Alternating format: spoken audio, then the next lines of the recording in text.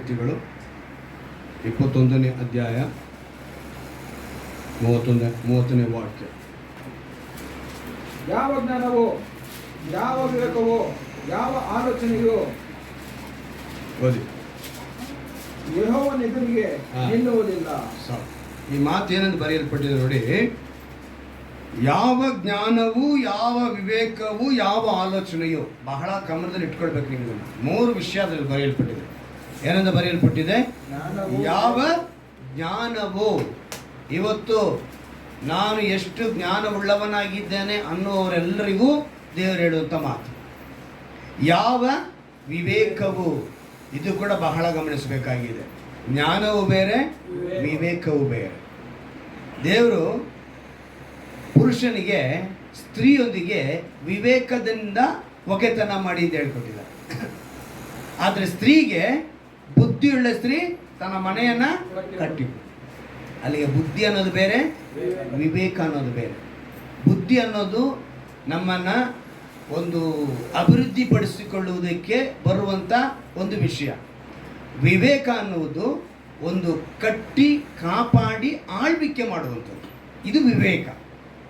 ಬರೀ ಬುದ್ಧಿ ಇದ್ದ ಮಾತ್ರಕ್ಕೆ ಕಟ್ಟಿ ಆಳ್ವಿಕೆ ಮಾಡುವುದಕ್ಕೆ ಸಾಧ್ಯವಿಲ್ಲ. ಸೊಲೊಮೋನನಿಗೆ ದೇವರು ವರ ಕೊಟ್ಟಾಗ, ವರ ಬೇಕು ಅಂತ ಏನು ಕೇಳಿದಾಗ ಅವನು ಕೇಳಿದ್ದೇನು ಗೊತ್ತಾ? ಜ್ಞಾನನೇ ಕೇಳಿದ್ದು. ಅವನು ಏನಕ್ಕೆ ಆ ಜ್ಞಾನನ ಕೇಳಿದ ಅಂತ ಹೇಳಿದ್ರೆ, ದೇವರಿಗಿಂತ ನಾನು ಮೇಲಾಗಿ ಹೋಗಬಾರ್ದು, ಅದರಿಂದ ನನಗೆ ಆ ಜ್ಞಾನ ಬರಲಿ ಅಂತೇಳಿ ಈ ಆಳ್ವಿಕೆ ಮಾಡೋದಕ್ಕೆ ಬೇಕಾಗಿರುವಂಥ ಜ್ಞಾನವನ್ನು ಕೇಳಿದ. ಆದರೆ ವಿವೇಕವನ್ನು ಬಿಟ್ಟುಬಿಟ್ಟ. ಬಿಟ್ಟ ಅವನು? ವಿವೇಕವನ್ನು. ಅವನು ವಿವೇಕವನ್ನು ಬಿಟ್ಟಿದ್ದ ನಿಮಿತ್ತ ನಂಬಿಗಸ್ತರ ಪಟ್ಟಿಯಲ್ಲಿ ಅವನ ಹೆಸರು ಬರಲಿಲ್ಲ. ನೀವು ಇಬ್ರಿಯರಿಗೆ ಬರೆದ ಪತ್ರಿಕೆಯಲ್ಲಿ ನೋಡಿದ್ರೆ 11ನೇ ಅಧ್ಯಾಯದಲ್ಲಿ 11ನೇ ಅಧ್ಯಾಯದಲ್ಲಿ ನಂಬಿಗಸ್ತರ ಪಟ್ಟಿಯಲ್ಲಿ ಅವನ ಹೆಸರು ಬರೋಲ್ಲ. ಕಾರಣ ಏನು ಅಂತ ಹೇಳಿದ್ರೆ, ಜ್ಞಾನ ಇತ್ತು ಆದರೆ ವಿವೇಕ ಇಲ್ಲದ ಕಾರಣ ತಾನು ಪಾಪಿ ಆಗ್ತಾನೆ. ಅವನು ಪಾಪಿ ಆಗಿದ್ದಕ್ಕೆ ಏನಕ್ಕೆ ಅಂತ ಹೇಳಿದ್ರೆ, ಅವನು ಪತ್ನಿಯರನ್ನ ಹೆಚ್ಚಾಗಿ ಮಾಡಿಕೊಂಡ. ಅವನಿಗೆ ಎಷ್ಟು ಗೊತ್ತಾ? 1000 ಪತ್ನಿಯರು, 300 ಪತ್ನಿ, 700 ಉಪಪತ್ನಿ. ಈ ರೀತಿ ಅವನು, ಅದು ಏನಂತ ಹೇಳಿದ್ರೆ ಅನ್ಯ ಜನಾಂಗದವ್ರನ್ನ ಅವನು ಮದುವೆ ಮಾಡಿಕೊಂಡಿದ್ದ ನಿಮಿತ್ತ ಅವನು ಬಿದ್ದು ಹೋದ. ಅದರಿಂದಲೇ ಜ್ಞಾನ ಇದ್ರೆ ಸಾಲದು, ಅದರೊಂದಿಗೆ ಏನು ಬೇಕು? ವಿವೇಕ ಬೇಕು. ಕಟ್ಟಿಕೊಳ್ಳುವುದಕ್ಕೆ, ದೇವರ ರಾಜ್ಯದಲ್ಲಿ ನಾವು ಪ್ರವೇಶ ಮಾಡೋದಕ್ಕಾಗಲಿ, ನಮ್ಮ ಕುಟುಂಬನ ಕಟ್ಟಿಕೊಳ್ಳುವುದಕ್ಕಾಗಲಿ ನಮಗೇನು ಬೇಕಾಗಿದೆ? ವಿವೇಕ ಬೇಕಾಗಿದೆ. ಅದರಿಂದನೇ ಇಲ್ಲಿ ಇನ್ನೊಂದು ಮಾತು ಬರೆಯಲ್ಪಟ್ಟಿದೆ, ಯಾವ ಆಲೋಚನೆ. ಇವತ್ತು ನಮ್ಮೆಲ್ಲರ ಆಲೋಚನೆಗಳು ಕೂಡ ಬಹಳವಾಗಿರ್ತವೆ. ನಾನು ಅದನ್ನು ಸಾಧಿಸಬಲ್ಲೆ, ನಾನು ಇದನ್ನು ಮಾಡಿ ಮುಗಿಸಬಲ್ಲೆ, ನನ್ನಿಂದ ಇದು ಸಾಧ್ಯ ಅಂತೇಳಿ ಆಲೋಚನೆ ಮಾಡ್ತೀವಿ. ನನಗೇನು ಬೇಕಾಗಿಲ್ಲ, ಇಷ್ಟಿದ್ರೆ ಸಾಕು, ಇದನ್ನು ಮಾಡಿ ಮುಗಿಸಿಬಿಡ್ತೇನೆ. ಹೀಗೆ ಹಲವು ವಿಧದಲ್ಲಿ ನಾವು ಆಲೋಚನೆ ಮಾಡ್ತೀವಿ. ಆದರೆ ಇವೆಲ್ಲವೂ, ಈ ವಾಕ್ಯವನ್ನು ನೀವು KJV ಬೈಬಲ್ನಲ್ಲಿ ನೋಡಿದ್ರೆ ಅದರಲ್ಲಿ ಏನಂತ ಬರೆಯಲ್ಪಟ್ಟಿದೆ ಅಂತ ಹೇಳಿದ್ರೆ, ಕರ್ತನಿಗೆ ವಿರೋಧವಾಗಿ ಯಾವ ಜ್ಞಾನವೂ ವಿವೇಕವೂ ಆಲೋಚನೆಯೂ ಇಲ್ಲ ಅಂತೇಳಿ ಮುಗಿಸ್ಬಿಟ್ಟಿದ್ದಾರೆ. ಅವ್ರು ಹೆಂಗೆ ಮುಗಿಸಿದ್ದಾರೆ? ಇಲ್ಲಾದರೆ ನಿಲ್ಲುವುದಿಲ್ಲ ಅಂತ ಬರೆಯಲ್ಪಟ್ಟಿದೆ. ಯೆಹೋವನ ಎದುರಿಗೆ ನಿಲ್ಲುವುದಿಲ್ಲ. ಯಾಕಂದರೆ ಕೆಲವು ಪದಗಳನ್ನ ಸರಿಯಾದ ರೀತಿಯಲ್ಲಿ ಟ್ರಾನ್ಸ್ಲೇಷನ್ ಮಾಡುವವರು ಬಳಕೆ ಮಾಡಿಲ್ಲ. ಈ KJV ಬೈಬಲ್ನಲ್ಲಿ ಅಟ್ಲೀಸ್ಟ್ ಒಂದು 98% ಆದರೂ ಈ ಒರಿಜಿನಲ್ ಇಬ್ರಿಯ ಭಾಷೆಯಿಂದ ತರ್ಜುಮೆ ಆಗುವಾಗ ಒಂದು ಸ್ವಲ್ಪ ಪ್ರಯತ್ನ ಮಾಡಿದ್ದಾರೆ. ಇಲ್ಲಿ ಸರಿಯಾದ ಅರ್ಥ ಏನು ಅಂತ ಹೇಳಿದ್ರೆ, ಈಗ ಯೆಹೋವನ ಎದುರಿಗೆ ಅಂತ ಹೇಳುವಾಗ, ಈಗ ದೇವರು ಇಲ್ಲಿ ನಿಂತಿದ್ದಾರೆ, ಇಲ್ಲಿ ನಿಂತ್ಕೊಳ್ಳೋದಿಲ್ಲ ಅನ್ನೋ ಅರ್ಥ ಅಲ್ಲ. ಅಂದರೆ ಅಲ್ಲಿ ಯೆಹೋವನ ಎದುರಿಗೆ ಅನ್ನೋವಾಗ ಅರ್ಥ ಏನು ಅಂತ ಹೇಳಿದ್ರೆ, ಜ್ಞಾನದಲ್ಲಾಗಲಿ, ವಿವೇಕದಲ್ಲಾಗಲಿ, ಆಲೋಚನೆಯಲ್ಲಾಗಲಿ ನೀನು ಅವರ ವಿರೋಧವಾಗಿ ನಿಲ್ಲುವುದಕ್ಕೆ ಸಾಧ್ಯವಿಲ್ಲ. ವಿರೋಧ ಅನ್ನೋ ಪದ ಅಲ್ಲಿ ಬರಬೇಕು. ಆ ಪದನ ಇಲ್ಲಿ ಬಳಸಿಲ್ಲ. ಏನು ಮಾಡಿದ್ದಾರೆ ಇವರು? ಕರ್ತನಿಗೆ ವಿರೋಧವಾಗಿ ಅಂತೇಳಿ KJV ಬೈಬಲಲ್ಲಿ ಬರೆದಿದ್ರೆ, ಇಲ್ಲಿ ಯೆಹೋವನ ನೆದುರಿಗೆ, ಒಬ್ಬನ ಮುಂದೆ ನಿಂತ್ಕೊಂಡಿರೋ ಎದುರು ಅಂತಾನೆ ಹೇಳ್ತೀವಿ. ಆ ರೀತಿಯಾದ ಎದುರಲ್ಲ. ಕೆಲವರು ಹೇಳಿದ್ರೆ ಯೆಹೋವನ ಎದುರಿಗೆ ಅಂತ ಹೇಳಿದ್ರೆ ಸಭೆ ಎದುರಿಗಿಂದ ಹೋಗ್ಬಿಟ್ರೆ ದೇವರನ್ನ ದುಡ್ಡು ಓದಂಗೆ ಲೆಕ್ಕ ಅಲ್ಲ. ದೇವರ ವಾಕ್ಯಕ್ಕೆ ವಿರೋಧವಾಗಿ ನಡೆದವರು. ಅಲ್ಲಿಗೆ ದೇವರು ನಮ್ಮನ್ನು ಇವತ್ತು ಎಚ್ಚರಿಕೆ ಪಡಿಸಿ ಏನಂತ ಹೇಳ್ತಿದ್ದಾರೆ ಅಂತ ಹೇಳಿದ್ರೆ, ಜ್ಞಾನವೂ ಇಲ್ಲ, ವಿವೇಕವೂ ಇಲ್ಲ, ಆಲೋಚನೆಯು ಆತನಿಗೆ ವಿರೋಧವಾಗಿ. ಇನ್ನು ಅನೇಕರು ನಾನು ಬದುಕಲು ದೇವರ ಸಹಾಯ, ಅದಕ್ಕೆ ಈ ತಿಂಗಳೊಂದು ವಾಗ್ದಾನ ನಮಗೆ ಕೊಟ್ಟರು. ಏನಂತ ವಾಗ್ದಾನ ಕೊಟ್ಟರು? ಯೆಹೋವನು ಸಹಾಯಕನಾಗಿ ಅವರನ್ನು ಏನು ಮಾಡಿದ್ರು? ಬೀಳಿಸಿದರು ಅಲ್ವಾ?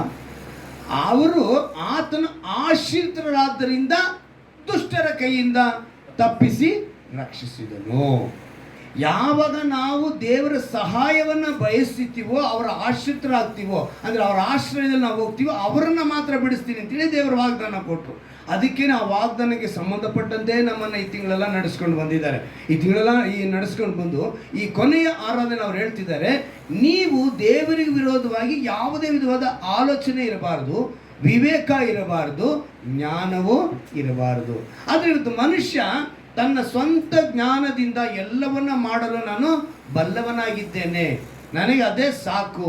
ಯಾಕಂತ ಹೇಳಿದ್ರೆ ನಾವು ಕಷ್ಟಪಡ್ತಿದ್ದೀವಿ, ನಾವು ದುಡಿತಾ ಇದ್ದೀವಿ, ನಾವು ಸಂಪಾದನೆ ಮಾಡ್ತಾ ಇದ್ದೀವಿ, ಅದರಿಂದ ಇಲ್ಲಿ ದೇವರ ಒಂದು ಕೆಲಸ ಏನಿದೆ ಅನ್ನೋ ಮಟ್ಟಿಗೆ ಮನುಷ್ಯ ಇವತ್ತು ಬೆಳೀತಾ ಇದ್ದಾನೆ. ಅವನ ಅಸಡ್ಡೆಯನ್ನು ತೋರಿಸ್ತಾ ಇದ್ದಾನೆ. ಇವತ್ತು ಅಂಥ ಒಂದು ಸ್ಥಿತಿಯಲ್ಲಿರುವಂಥ ಪ್ರತಿಯೊಬ್ಬರಿಗೂ ದೇವರು ಹೇಳ್ತಿದ್ದಾರೆ, ಸ್ವಂತ ಜ್ಞಾನದಿಂದ ವಿವೇಕದಿಂದ ಆಲೋಚನೆಯಿಂದ ನಾನು ಬದುಕೋದಕ್ಕೆ ಸಾಧ್ಯ ಅನ್ನೋಂಥ ಯಾರಾದರೂ ತೀರ್ಮಾನಿಸಿದರೆ ಇವತ್ತು ಅವ್ರಿಗೆ ಹೇಳ್ತಾರೆ, ಅವರ ಎದುರಿಗೆ ನಿಲ್ಲುವುದಕ್ಕೆ ಸಾಧ್ಯವಿಲ್ಲ. ದೇವರಿಗೆ ವಿರೋಧವಾಗಿ ನಾವು ನಿಲ್ಲುವುದಕ್ಕೆ ಸಾಧ್ಯವಿಲ್ಲ. ಹೇಗೆ ಇವರು ಹೇಳ್ತಾರೆ ಅನ್ನೋದನ್ನು ನಾವು ತಿಳ್ಕೊಬೇಕು. ಇವ್ರು ಹೇಗೆ ಹೇಳ್ತಾರೆ ಏನ್ರಿ, ಪ್ರಾರ್ಥನೆನೇ ಬಹಳ ಮುಖ್ಯ, ಏನಿಲ್ಲ ರೀ. ದೇವರಿಗೆ ನಾವು ನೀತಿಯಾಗಿದ್ದರೆ ಸಾಕು, ಪ್ರಾರ್ಥನೆ ಅನ್ನೋದು ನನಗೆ ಬೇಕಾಗಿಲ್ಲ ಅಂತಾನೆ ಕೆಲವರು ಇವತ್ತು ಆ ಥರ ಮಾತನಾಡೋರು ಇದ್ದಾರೆ. ಏನ್ರಿ, ನಾವು ಒಳ್ಳೇದನ್ನು ಮಾಡಿದ್ರೆ ಸಾಕ್ರಿ, ದೇವರ ಹತ್ರ ನಾವು ಹೋಗಿ ನಿಂತ್ಕೋಬೇಕನ್ನೋ ಅವಶ್ಯಕತೆ ಇಲ್ಲ, ನಾವು ಮಾಡಿದ್ರೆ ನಮಗೆ ನಿಂತ್ಕೊಳ್ಳುತ್ತೆ ಅನ್ನೋ ಮಾತಿನವರು ಇದ್ದಾರೆ. ಇನ್ನು ಕೆಲವರು ಏನು ಹೇಳ್ತಾರೆ, ಡೈಲಿ ಬೈಬಲ್ ಓದಬೇಕು ಅಂತ ಏನು ಅವಶ್ಯಕತೆ ಇಲ್ಲ, ಡೈಲಿ ವಾಕ್ಯ ಧ್ಯಾನ ಮಾಡಬೇಕು ಅನ್ನೋ ಅವಶ್ಯಕತೆ ಇಲ್ಲ. ಇನ್ನು ಕೆಲವರು ಇದ್ದಾರೆ ಆ ರೀತಿ ಹೇಳೋರು. ಇನ್ನು ಕೆಲವರು ಹೇಗಿದ್ದಾರೆ ಅಂತ ಹೇಳಿದ್ರೆ, ಸಭೆಗೆ ಹೋಗಲೇಬೇಕಾ? ಯಾಕೆ ಮನೆಯಲ್ಲಿದ್ದರೆ ನಾವು ಆರಾಧನೆ ಮಾಡೋದು ನಡೆಯಲ್ವಾ? ನಾವು ಕುಂತಿ ಜಾಗದಲ್ಲಿ ದೇವ್ರು ನಮ್ಮ ಜೊತೆಗೆ ಇರಲ್ವಾ? ನಮ್ಮ ಜೊತೆಗೆ ದೇವ್ರು ಮಾತನಾಡಲ್ವಾ? ನಾವು ಸಭೆಗೆ ಬರಬೇಕಾ ಅಂತ ಕೆಲವರು ಹೇಳೋರು ಇದ್ದಾರೆ. ಇನ್ನು ಕೆಲವರು ಇದ್ದಾರೆ, ನಾನು ನೀತಿಯಾಗಿ ಬದುಕ್ತಾ ಇದ್ದೀನಿ, ದಾನ ಧರ್ಮಗಳನ್ನ ಮಾಡ್ತಾ ಇದ್ದೀನಿ, ನಾನು ಜನರಿಗೆ ಯಾವುದು ಕೆಟ್ಟದನ್ನೇ ಬಯಸಿಲ್ಲ, ನಾನು ಕುಟುಂಬಕ್ಕೆ ಬಯಸಿಲ್ಲ, ನಾನೇನು ಬದುಕೋಕ್ಕೆ ಸಾಧ್ಯ. ಹೀಗೆ ಅದಕ್ಕೇ ಜ್ಞಾನವೂ ಆಗಲ್ಲ, ವಿವೇಕವೂ ನಿಲ್ಲುವುದಿಲ್ಲ. ಇನ್ನೊಂದೇನು? ಆಲೋಚನೆ. ಲೂಸಿಫರು ಆಲೋಚನೆ ಮಾಡಿದಾಗಲೇ ದೇವ್ರಿಗೆ ಗೊತ್ತಾಗೋಯ್ತು. ಅವನ ಮನಸ್ಸಿನಲ್ಲಿ ಆಲೋಚನೆ ಮಾಡಿದ್ದು, ತೀರ್ಮಾನಿಸಿಲ್ಲ, ನೆರವೇರುವುದಕ್ಕೆ ಆಗಲೇ ಇಲ್ಲ. ಅವನು ಬರೀ ಆಲೋಚನೆ ಒಳಗಡೆ ಬರ್ತಿದ್ದಂಗೆ ದೇವ್ರಿಗೆ ಗೊತ್ತಾಗುತ್ತೆ, ನೀನು ರೈಟ್ ಹೇಳಪ್ಪ, ಫಸ್ಟು ನೀನು ನಮ್ಮ ಜೊತೆ ಇರೋನು, ಇನ್ನು ಲಾಯಕ್ಕಿಲ್ಲ ಅಂತೇಳಿ ಅವನೇನು ಮಾಡಿದ್ರು ದೇವರು? ಭೂಮಿ ಮೇಲೆ ತಳ್ಳಿದ್ರು. ಕ್ರಮವಾಗಿದ್ದ ಭೂಮಿನ ಅವನು ಬಿದ್ದಾಗಲೇ ಕ್ರಮ ಇಲ್ದಂಗೆ ಆಗೋಗಿತ್ತು. ಯಾಕಂತ ಹೇಳಿದ್ರೆ ನೀವು ಮೊದಲನೇ ವಾಕ್ಯ ನೋಡ್ತೀವಿ, ಆದಿಯಲ್ಲಿ ದೇವರು ಆಕಾಶವನ್ನು ಅಲ್ವಾ, ಆಕಾಶವನ್ನು ಭೂಮಿನ ಉಂಟು ಮಾಡಿದ ದೇವರು ಮತ್ತೆ ಹೇಳ್ತಾರೆ ಭೂಮಿ ಮೇಲೆ ಕ್ರಮವಿಲ್ಲದೆ ಇತ್ತು ಅಂತ ಹೇಳ್ತಾರೆ. ಮತ್ತೆ ನೀರನ್ನೆಲ್ಲ ಗುಮ್ಮಟ ಮಾಡಿ ಮೇಲೆ ತಳ್ಳಿ ಅದಕ್ಕೆ ಆಕಾಶ ಅಂತ ಹೇಳಿದ್ರು ಅಂತೇಳಿ ಯೋಚನೆ ಮಾಡಬೇಕಲ್ಲ. ಫಸ್ಟ್ ಹೇಳಿದ್ದೇನು? ಆಕಾಶ ತಾನೆ. ಎರಡನೇದು ಹೇಳಿದ್ದೇನು? ಭೂಮಿ ತಾನೆ. ಆದರೆ ಅದು ಕ್ರಮ ಇಲ್ದಂಗೆ ಆಯಿತು. ನೆಕ್ಸ್ಟ್ ಮತ್ತೆ ಅದನ್ನ ಏನು ಮಾಡ್ತಾರೆ? ಸರಿಪಡಿಸಿದ್ರು. ಅಂದರೆ ಸೈತಾನ ಯಾವಾಗ ಇಲ್ಲಿ ಬಿದ್ದನೋ ಆವಾಗ ಅದೇನಾಯಿತು? ಕ್ರಮವಿಲ್ಲದೆ ಆಯಿತು ಅಲ್ವಾ? ಸೊ ದೇವರು ಕ್ರಮವಾಗೇ ಮಾಡ್ತಾರೆ ಎಲ್ಲವನ್ನ. ಅವರು ಅಕ್ರಮವಾಗಿಯೋ ಅಥವಾ ಕ್ರಮವಿಲ್ಲದೆಯೋ ಮಾಡುವುದಕ್ಕೆ ಸಾಧ್ಯವಿಲ್ಲ. ಮಾಡಿದ್ರೂ ದೇವರಾಗಕ್ಕೆ ಸಾಧ್ಯ ಇಲ್ಲ. ಹಾಗೆ ದೇವರು ಇವತ್ತು ನಮಗೆ ಎಚ್ಚರಿಕೆ ಪಡಿಸಿ. ಆದರೆ ಮನುಷ್ಯನಿಗೆ ಒಂದು ಮಾರ್ಗ ಗೊತ್ತಿದೆಯಂತೆ. ಅದು ಎಂಥ ಮಾರ್ಗ ಅಂತೇಳಿ ಜ್ಞಾನೋಕ್ತಿಗಳಲ್ಲಿ 14ನೇ ಅಧ್ಯಾಯದಲ್ಲಿ ಒಂದು ಮಾತು ಬರೆಯಲ್ಪಟ್ಟಿದೆ ನೋಡಿ. 14:12 ಒಬ್ಬರು ತೆಗೆದುಕೊಳ್ಳಿ, 16:25 ತೆಗೆದುಕೊಳ್ಳಿ. 14:12 ಒಬ್ರು ಒಂದೇ ಮಾತೆ ಎರಡು ಕಡೆ ಬರೆಯಲ್ಪಟ್ಟಿದೆ. 14:12, 16:25. ದೃಷ್ಟಿಗೆ ಸರಳವಾಗಿ ತೋರುವ ಒಂದು ದಾರಿ ಉಂಟು, ಅದು ಕಟ್ಟ ಕಡೆಗೆ ಮರಣ ಮಾರ್ಗವೇ. ಏನಂತೆ? ಮರಣ ಮಾರ್ಗ. ಈಗ 16:25 ಅದೇ ಮಾತೆ ಬರೆಯಲ್ಪಟ್ಟಿದೆ ನೋಡಿ.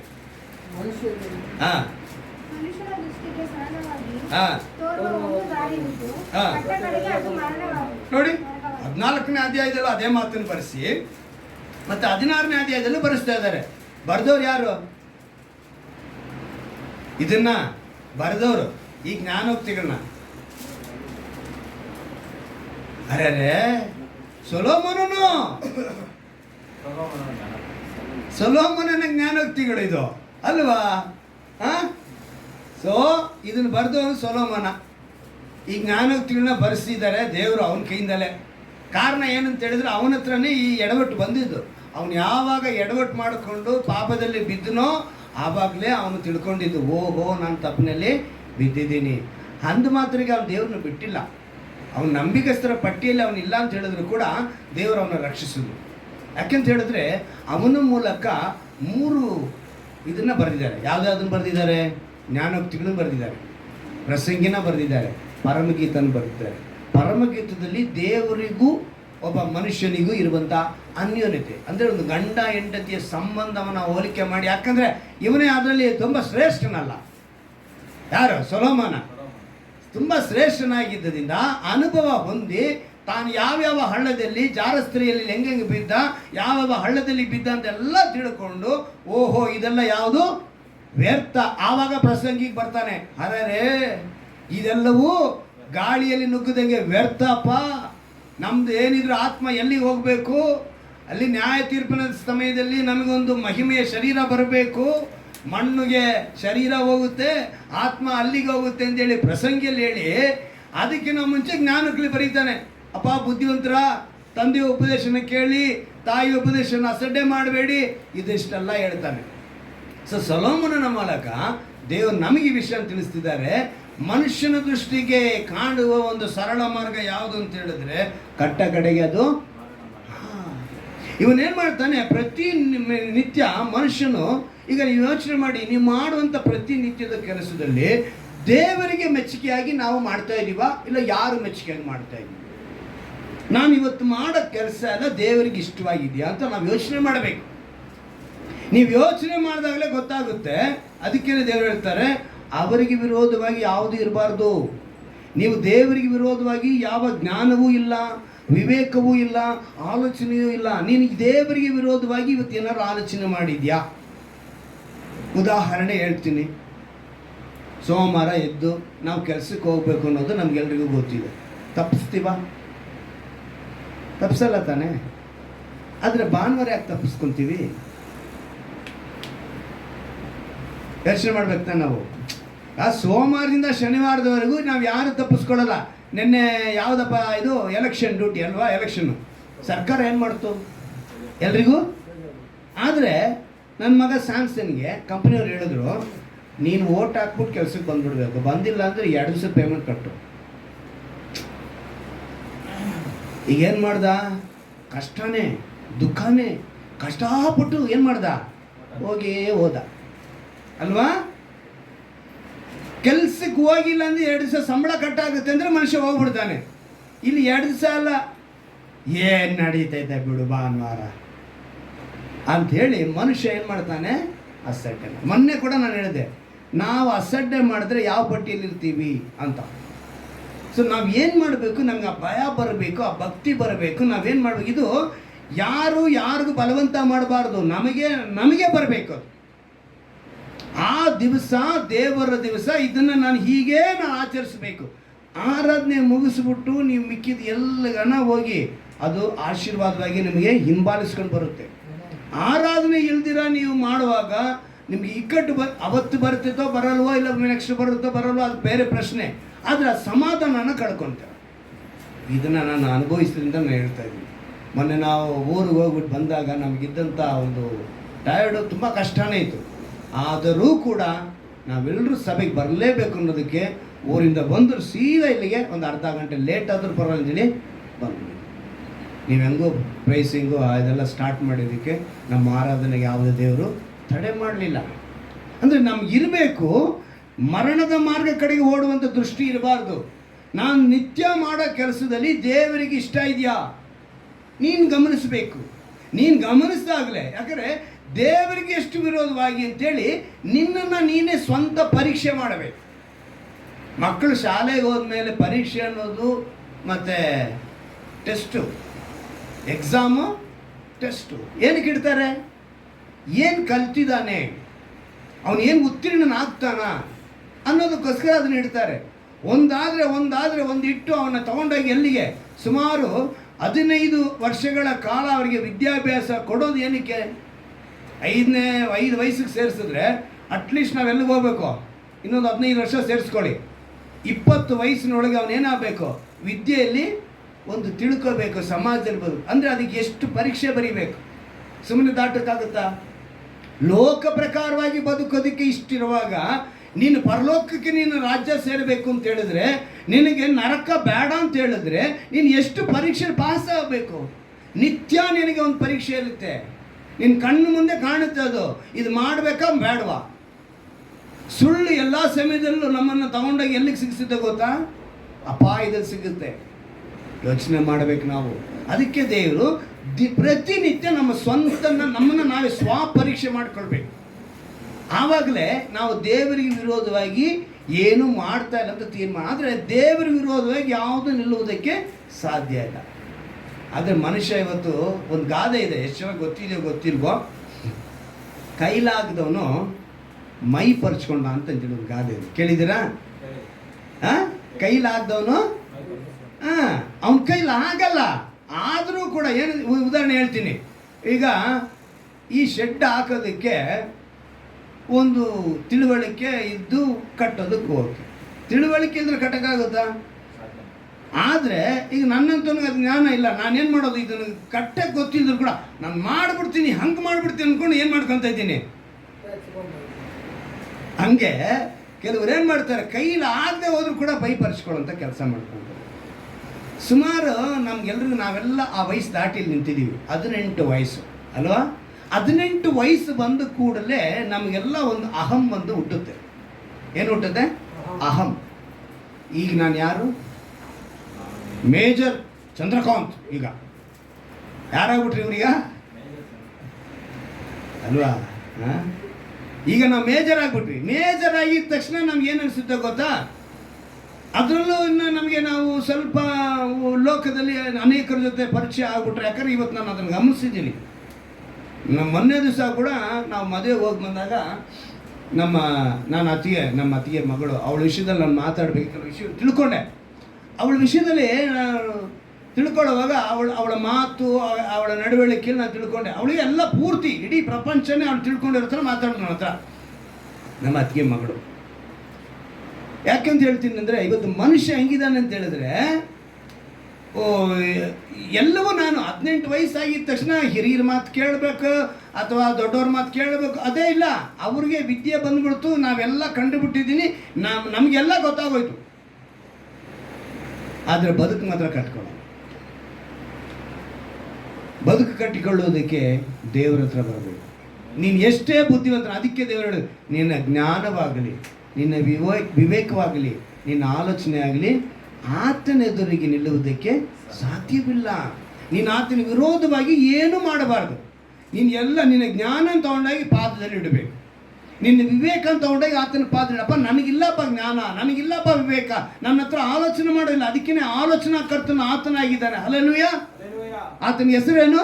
ಆಲೋಚನಾ ಕರ್ತನು. ನೀನು ಅವರ ಹತ್ರ ಆಲೋಚನೆ ಕೇಳಿದರೆ ನಿನ್ನ ಆಲೋಚನೆ ನಿನ್ನ ಬದುಕಿಬಿಟ್ರೆ ಹೇಗೆ? ನಿನ್ನ ಕುಟುಂಬನ ಕಟ್ಟಿಕೊಳ್ಳೋಕ್ಕೆ, ನಿನ್ನ ಯವ್ವನ ಕಟ್ಟಿಕೊಳ್ಳೋಕ್ಕೆ, ನಿನಗೊಂದು ಒಳ್ಳೆ ಕಾರ್ಯಗಳು ಕಟ್ಟಿಕೊಳ್ಳಬೇಕು ಅಂತ ಹೇಳಿದ್ರೆ ನೀನು ದೇವರ ಆಲೋಚನೆಗೆ ನೀನು ಒಪ್ಪಿಸ್ಕೊಡ್ಬೇಕು. ಆವಾಗ 18 ವಯಸ್ಸಾಗಿದ್ದ ತಕ್ಷಣ ಕೆಲವರೆಲ್ಲ ಏನು ಹೇಳ್ತಾರೆ ಗೊತ್ತಾ? ಪಾಸ್ಟರಾಗೇ ಇರಬೇಕು, ಅಲ್ಲೇ ಸ್ಟೇಜ್ವರೆಗೆ, ನಮ್ಮವರೆಗೂ ಏನು ಮಾಡಬಾರ್ದು, ಬುದ್ಧಿ ಹೇಳೋಕ್ಕಲ್ಲ ಬರಬಾರ್ದು ಅಂತೇಳಿ ಹೇಳ್ತಾರೆ ಕೆಲವರು. ಅವಾಗ ದೇವರು ನಿಮಗೆ ಏನು ಮಾಡಿ, ಪ್ರತಿ ಭಾನುವಾರ ಸಭೆಗೆ ಬಂದಾಗ ಮಾತ್ರ ಈ ಜ್ಞಾನ, ಈ ವಿವೇಕ, ಈ ಆಲೋಚನೆ ನಿಮಗೆ ತುಂಬಿಸ್ತಾರೆ ದೇವರು. ಯಾವ ಜ್ಞಾನ ಬೇಕಾಗಿದೆ, ಯಾವ ವಿವೇಕ ಬೇಕಾಗಿದೆ, ಯಾವ ಆಲೋಚನೆ ನಿಮಗೆ ಬೇಕಾಗಿದೆ ಅಂತೇಳಿ ನಿಮ್ಮನ್ನು ತುಂಬಿಸುವುದಕ್ಕೇ ದೇವರು ಸಭೆಗೆ ಬನ್ನಿ ಅಂತ ಹೇಳೋದು.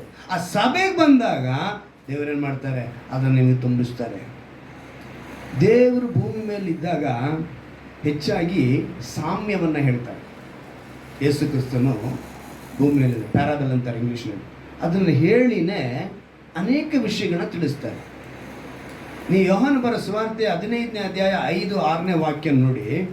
ನಾನೇ ದ್ರಾಕ್ಷೆ ಬಳ್ಳಿ, ನೀವು ಕೊಂಬೆಗಳು ಅಂತೇಳಿ ಬರೆಯಲ್ಪಟ್ಟಿದೆ. ಏನಕ್ಕೆ ಅದನ್ನು ಬರೆಸಿದ್ದಾರೆ ದೇವರು? ಆ ಮಾತುಗಳೆಲ್ಲ ಏನಕ್ಕೆ ಅವರು ಸಾಮ್ಯ ರೂಪವಾಗಿ ಹೇಳಬೇಕು? ಯಾಕಂತ ಹೇಳಿದ್ರೆ ಅವರೊಂದಿಗೆ ನಾವಿರೋವರೆಗೂ, ಅವರೊಂದಿಗೆ ಅಂದರೆ ಆ ಗಿಡ ಯಾವಾಗ ಚೆನ್ನಾಗಿ ತಿಳ್ಕೊಳ್ಳಿ, ಒಂದು ಗಿಡದಲ್ಲಿ ಒಂದು ಕೊಂಬೆ ಇದೆ, ಆ ಗಿಡ ಬೇರೆ ಚೆನ್ನಾಗಿ ಬೆಳೆದು ಚೆನ್ನಾಗಿ ನಿಂತಿದೆ, ಅದರಿಂದ ಒಂದು ಕೊಂಬೆನ ಕಟ್ ಮಾಡಿ ತೆಗೆದಿದ ತಕ್ಷಣ ಕೊಂಬೆ ಹಸಿರಾಗಿರುತ್ತಾ ಒಣಗೋಗುತ್ತಾ? ಯಾಕೆ? ಇಲ್ಲೇನಾಗೋಯ್ತು, ನಿನಗೆ ಬೇಕಾಗಿರೋಂಥ ಆ ಅಂಶ, ನೀರಿನ ಅಂಶ, ಆ ಒಂದು ಇದು ನೀರಿನ ರಸಾವತ್ತು ಅಂತಾರೆ, ಇವು ಯಾವುದು ನಿನಗೆ ಕಡಿತ ಆಗೋಯ್ತು. ನೀನೇನಾಗೋಯ್ತೆ ಅವಾಗ? ಈಗ ಏನು ಮಾಡ್ತಾರೆ ಕಡ್ಡಿನ? ಆ ವಾಕ್ಯ ನೋಡಿ ಎಷ್ಟು ಚೆನ್ನಾಗಿ ಬರೆಸಿದ್ದಾರೆ ದೇವರು. ನಾನೇ ದ್ರಾಕ್ಷಿ ಬಳ್ಳಿ, ನೀವು ಕೊಂಬೆಗಳು, ಒಬ್ಬನು ನನ್ನಲ್ಲಿಯೂ ನಾನು ಅವನಲ್ಲಿಯೂ ನೆಲೆಗೊಂಡಿದ್ದರೆ ಅವನೇ ಬಹಳ ಫಲ ಕೊಡುವನು. ನೀವು ನನ್ನನ್ನು ಬಿಟ್ಟು ಏನೂ ಮಾಡಲಾರಿರಿ. ಏನಂತೆ? ನನ್ನನ್ನು ಬಿಟ್ಟು ನೀವೇನು ಮಾಡಲಾರಿರಿ. ಯಾವನು ನನ್ನಲ್ಲಿ ನೆಲೆಗೊಂಡಿರುವುದಿಲ್ಲವೋ ಅವನ ಕೊಂಬೆಯಂತೆ ಹೊರಗೆ ಬಿಸಾಡಲ್ಪಟ್ಟು ಒಣಗಿ ಹೋಗುವನು. ಅಂಥ ಕೊಂಬೆಗಳನ್ನು ಕೂಡಿಸಿ ಬೆಂಕಿಯಲ್ಲಿ ಹಾಕ್ತಾರೆ. ಮುಗಿದೋಯ್ತಾ? ನೀನು ಯಾವಾಗ ದೇವ್ರನ್ನ ಬಿಟ್ಟು ಹೋಗ್ತೀಯೋ ನೀನು ಎಲ್ಲಿಗೆ ಹೋಗ್ತೀಯ ಕೊನೆಗೆ? ಇದನ್ನೇ ದೇವರು ನಮಗೆ ಸ್ಪಷ್ಟವಾಗಿ ಹೇಳ್ತಿದ್ದಾರೆ. ನೀನು ಆ ಕೊಂಬೆ ಎಲ್ಲಿರಬೇಕು? ಬಳ್ಳಿಯಲ್ಲೇ ಇರಬೇಕು, ಆ ಮರದಲ್ಲೇ ಇರಬೇಕು.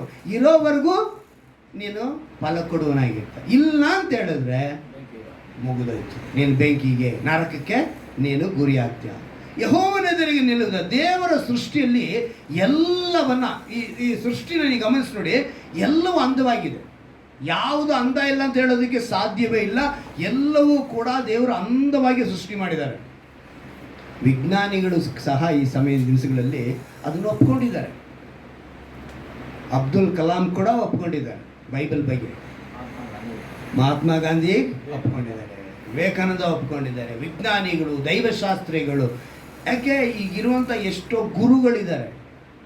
ರವಿಶಂಕರಿ ಆಗಲೇಬೋದು, ಯಾರೋ ಈಗ ಈಶಾ ಟೆಂಪಲ್ ಇದ್ದರು ವ್ಯಕ್ತಿ ಹೆಸರು ಸದ್ಗುರು, ನಿಜಗುಣ ಸ್ವಾಮಿ, ನಮ್ಮ ತುಮಕೂರು ಮಠದವರು, ಶ್ರೀ ಗುರುಗಳು, 110 ವರ್ಷ ಬದುಕಿದವರು, ಎಲ್ರಿಗೂ ಬೈಬಲ್ ಬಗ್ಗೆ ಗೊತ್ತು. ಆದರೆ ಏನು ಮಾಡಲ್ಲ, ಸ್ವೀಕರಿಸಲ್ಲ. ಅಷ್ಟೇ. ಏನು ಮಾಡ್ತಾರೆ, ಬದುಕಿಗೆ ಅವ್ರಿಗೊಂದು ದಾರಿನ ಮಾಡ್ಕೊಂಡಿದ್ದಾರೆ, ಅದನ್ನು ಬಿಟ್ಟು ಬಂದರೆ ಇವ್ರ ಬದುಕು ಕೆಟ್ಟೋಗುತ್ತೆ. ನಿಜವನ್ನು ಅವ್ರೇನು ಮಾಡ್ತಾರೆ, ಒಪ್ಪಿಕೊಳ್ತಾ ಇಲ್ಲ. ಆದರೆ ಇದನ್ನೆಲ್ಲ ಮಾತನಾಡ್ತಾರೆ. ಎಲ್ಲರೂ ಒಂದು ಮೀಟಿಂಗ್ ಅಂತ ಹೇಳಿದ್ರೆ ಯೇಸು ಹೇಳಿದ್ನ ಎಲ್ಲರೂ ಹೇಳ್ಕೊತಾರೆ. ಸಿನಿಮಾ ನಟದಿಂದ ಹೇಳ್ಕೊತಾನೆ, ಡೈರೆಕ್ಟ್ರಿಂದ ಹೇಳ್ಕೊತಾನೆ, ಎಲ್ಲನೂ ಸಿನಿಮಾನವ್ರಿಗೆ ಸೇರಿಸ್ಕೊತಾರೆ, ಹಾಡಲ್ಲಿ ಸೇರಿಸ್ಕೊತಾರೆ, ಡೈಲಾಗಲ್ಲಿ ಸೇರಿಸ್ಕೊತಾರೆ. ಎಲ್ರಿಗೂ ಗೊತ್ತಿದೆ. ಅದೇನು ಮಾಡ್ತಾ ಇಲ್ಲ, ಸ್ವೀಕರಿಸ್ತಾ ಇಲ್ಲ. ಅದನ್ನೇನು ಮಾಡಬೇಕು, ನಾವು ಸ್ವೀಕರಿಸ್ಬೇಕು. ಸ್ವೀಕರಿಸಿದಾಗಲೇ ಅದರ ರಹಸ್ಯ, ಅದರ ರುಚಿ ತಿಳ್ಕೊಳ್ಳೋದಕ್ಕೆ ಸಾಧ್ಯ. ಹಾಗೆ ಇವತ್ತು ಮನುಷ್ಯ ದೇವರಿಗೆ ವಿರೋಧವಾಗಿ ಮಾಡುವಂಥ ಎಲ್ಲ ಕಲ್ಪನೆಗಳು, ಯೋಚನೆಗಳು, ಅವನ ಉದ್ದೇಶಗಳು ಯಾವುದೂ ಕೂಡ ನಿಲ್ಲುವುದಕ್ಕೆ ಸಾಧ್ಯವಿಲ್ಲ. ಆದರೆ ದೇವರು ಅಂದವಾಗಿ ಭೂಮಿಯನ್ನು ಸೃಷ್ಟಿ ಮಾಡಿ ಮನುಷ್ಯನ ಕೈಯಲ್ಲಿ ಕೊಟ್ಟಿದ್ರೆ ಮನುಷ್ಯ ಏನು ಮಾಡ್ತಾನೆ ಗೊತ್ತಾ? ಏನ್ರಿ ಈ ಭೂಮಿಯಲ್ಲಿ ಬದುಕೋದು, ನಾವು ಚಂದ್ರಮಂಡಲಕ್ಕೆ ಹೋಗೋಣ. ಎಲ್ಲಿಗಂತೆ? ಆದರೆ ಚಂದ್ರಮಂಡಲದಲ್ಲಿ ಸೈಟ್ ತೊಗೊಳ್ತಾ ಇದ್ದಾರೆ ಗೊತ್ತಾ? ನಮ್ಮ ನಾರ್ತ್ ಇಂಡಿಯಾ ಕಡೆ ಸುಮಾರು ಸಾಹುಕಾರರು ಇದ್ದಾರಲ್ಲ, ಅವರೆಲ್ಲ ಆಗಲೇ ಸೈಟ್ ತೊಗೊಂಡಿದ್ದಾರಂತೆ. ಹೈದರಾಬಾದಲ್ಲಿ ಇಬ್ಬರು ಅಣ್ಣತಮ್ಮರು ತೊಗೊಂಡಿದ್ದಾರಂತೆ. ಅವರು ಎಲ್ಲೋ ಸೈಟು ಅಂತ ಹೇಳಿದ್ರೆ ಮೇಲೆ ಇದೆ ಅಂತಾನೆ. ಮೇಲಕ್ಕೆ ಹೆಂಗಪ್ಪ ಹೋಗೋದು ಅಲ್ವಾ? ಇವತ್ತಿನ ಪ್ರಪಂಚ ಹೆಂಗಿದೆ ಅಂತ ಹೇಳಿದ್ರೆ, ಆದರೆ ದೇವರು ಸ್ಪಷ್ಟವಾಗಿ ಹೇಳಿದ್ದಾರೆ, ಮನುಷ್ಯನಿಗೆ ಈ ಭೂಮಿ ಒಂದೇ ವಾಸ ಮಾಡುವ ಸ್ಥಳ. ಮುಗಿದೋಯ್ತು. ಯೋಗ್ಯವಾದದ್ದು ವಾಸ ಮಾಡುವುದಕ್ಕೆ ಈ ಭೂಮಿ ಮೇಲೇ ದೇವರು ಮನುಷ್ಯನಿಗೆ ಎಲ್ಲವನ್ನ ಕೊಟ್ಟಿಟ್ಟಿದ್ದಾರೆ. ಅದು ಒಂದು ಭೂಮಿಯ ಇಷ್ಟೇ ಹೈಟಿಗೆ ಮಾತ್ರನೇ. ಅದ್ರ ಮೇಲೆ ಹೋಗಿ ಕೂಡ ಏನು ಮಾಡೋಕ್ಕೆ ಸಾಧ್ಯವಿಲ್ಲ. ಅದ್ರ ಮೇಲೆ ಹೋದ್ರೆ ಗುರುತ್ವಾಕರ್ಷಣ ಬಲ ಇರಲ್ಲ, ನೀನು ತೇಲಬೇಕು. ಗಾಳಿ ಇಲ್ಲ, ಆಮ್ಲಜನಕ ಸಿಗಲ್ಲ.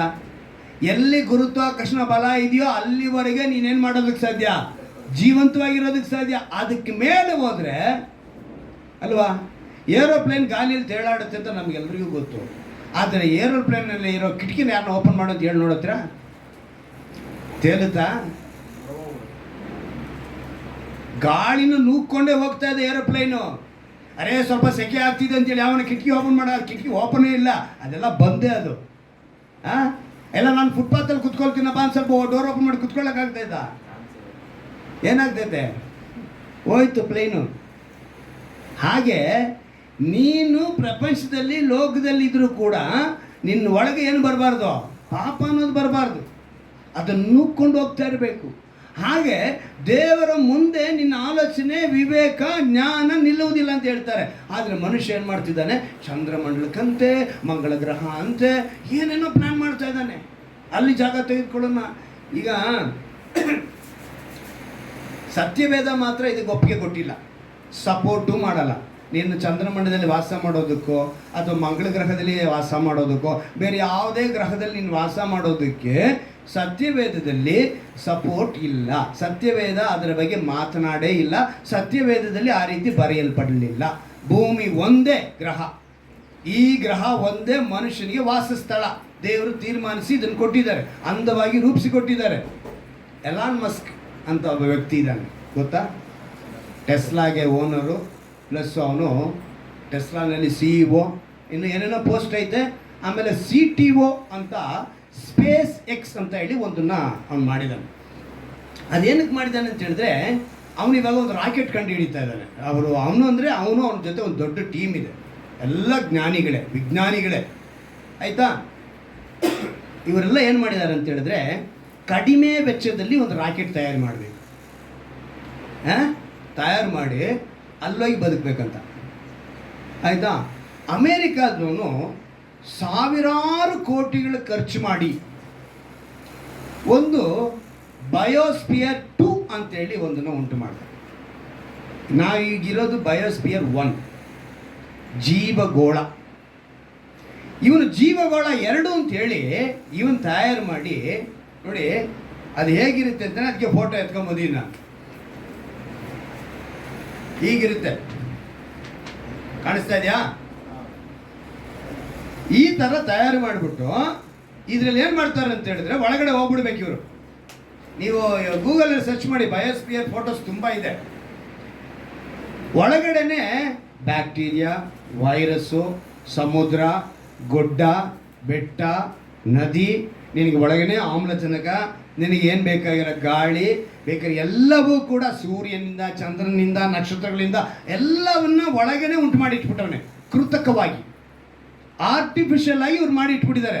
ಇದು ಬಂದ್ಬಿಟ್ಟು ಸುಮ್ಮನೆ ಒಂದು ಜಸ್ಟ್ ಫೋಟೋ. ಇದು ದೊಡ್ಡ ಪ್ಲೇಸ್, ಇದು ಒಂದು ದೊಡ್ಡ, ಇವಾಗ ಹತ್ರ ಒಂದು ಹೊಸಕೋಟೆಯಿಂದ ನಾವು ಇಲ್ಲಿವರೆಗೂ ಅಂತ ಇಟ್ಕೊಳ್ಳಿ, ಜಾಸ್ತಿನೇ ಇರುತ್ತೆ, ಇದಕ್ಕಿಂತ ಅಷ್ಟು ದೊಡ್ಡ ಸ್ಥಳ. ಅಷ್ಟು ದೊಡ್ಡ ಸ್ಥಳದಲ್ಲಿ ನೋಡಿ, ಅದಕ್ಕೆ ಒಳಗಡೆ ಯಾವ್ಯಾವ ರೀತಿ ಇರುತ್ತೆ ಅಂತೇಳಿ ಫೋಟೋ ಇಡ್ತೀನಿ. ಒಳಗಡೆನೆ ಎಲ್ಲ ಬೆಟ್ಟ, ಗುಡ್ಡ, ಕಾಡುಗಳೆಲ್ಲ ಇರ್ತವೆ, ಆಯಿತಾ? ಒಳಗೇನೆ ಎಲ್ಲವೂ ಇರ್ತಾರೆ. ಇದನ್ನು ನೋಡೋಕ್ಕೆ ಕೂಡ ಹೋಗಿ ಬಂದವ್ರೆ. ಈ ಥರ ಮಾಡಿಬಿಟ್ಟು ಇದ್ರೊಳಗಡೆ ವಾಸ ಮಾಡಬೇಕು, ಅಟ್ಲೀಸ್ಟ್ ಒಂದು 6 ತಿಂಗಳು ಒಳಗಡೆ ಇರಬೇಕು ಅಂಥೇಳಿ ಒಳಗಡೆ ಹೋದರು ಜ್ಞಾನಿಗಳು. ಒಂದು 16 ಜನ ಏನೋ ಹೋಗಿದ್ದಾರೆ, ಆಯ್ತಾ? 3 ದಿವಸಕ್ಕೆ ಹೊರಗೆ ಬಂದಂತೆ. ಎಷ್ಟು ದಿವಸಕ್ಕೆ?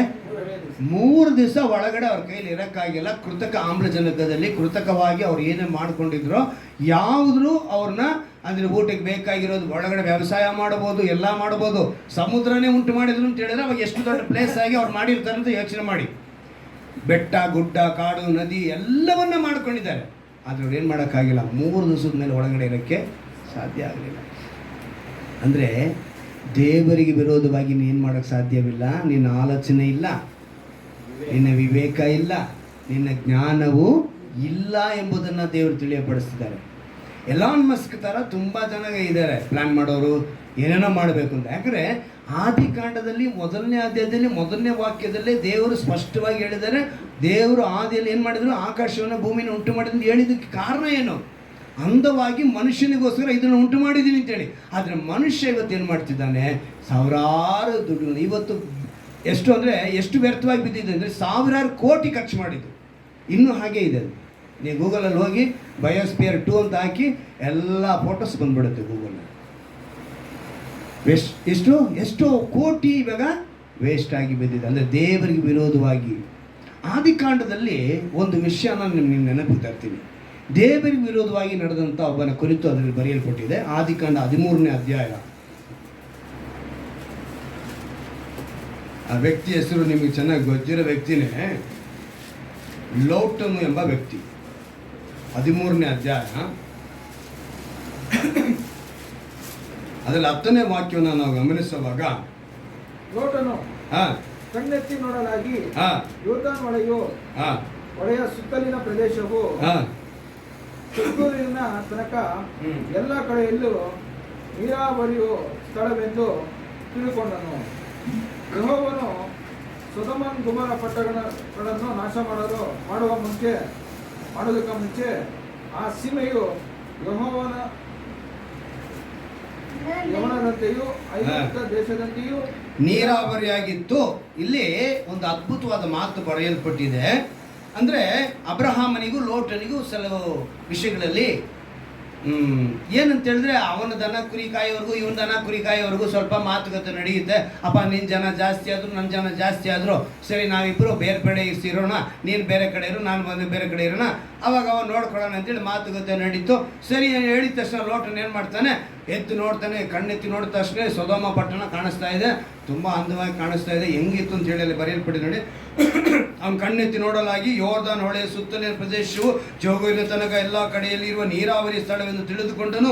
ಯೆಹೋವನು ಸೊದೋಮ್ ಗೊಮೋರ ಪಟ್ಟಣ ನಾಶ ಮಾಡೋದಕ್ಕೆ ಮುಂಚೆ ಆ ಸೀಮೆಯು ಹೆಂಗಿತ್ತು ಅಂತೇಳಿ, ಯೆಹೋವನು ಸೊದೋಮ್ ಗೊಮೋರ ಪಟ್ಟಣ ನಾಶ ಮಾಡೋದಕ್ಕೆ ಮುಂಚೆ ಸೀಮೆಯು ಯೆಹೋವನ ವನದಂತೆಯೂ ಐಗುಪ್ತ ದೇಶದಂತೆಯೂ ನೀರಾವರಿ ಆಗಿತ್ತು. ಹಚ್ಚ ಹಸಿರಾಗಿ ನೀರಾವರಿ ತುಂಬಿದ ಪ್ಲೇಸ್ ಆಗಿತ್ತು ದೂರದ ನೋಡೋಕ್ಕೆ. ಆದರೆ ಅದ್ರ ಜೊತೆ ಇನ್ನೂ ಒಂದು ಮಾತಿದೆ. ಇವನು ಇದನ್ನು ಮಾತ್ರ ಗಮನಿಸ್ತಾ ಆ ಮಾತನ್ನು ಗಮನಿಸ್ಕೊಂಡಿಲ್ಲ ಅಂದರೆ ತಗೊಂಡಿಲ್ಲ ಅವನು. ಅಂದರೆ ದೇವರಿಗೆ ವಿರೋಧವಾಗಿ ಹೋಗ್ತಾನೆ. ಅಲ್ಲಿ ಏನಂತ ಬರೆಯಲ್ಪಟ್ಟಿದೆ ನೋಡಿ. ಆದ್ದರಿಂದ ಲೋಟನು ಯೋರ್ದಾನ್ ಹೊಳೆಯ ಸುತ್ತಲಿನ ಪ್ರದೇಶ ಆದುಕೊಂಡು ಮೂಡನ ಕಡೆಗೆ ಹೊರಟನು. ಈಗ ಅವರಿಬ್ಬರು ಪ್ರತ್ಯೇಕವಾದರು. ಅಬ್ರಹಾಮನು ಕಾನಾನ್ ದೇಶದಲ್ಲಿ ವಾಸ ಮಾಡಿದನು.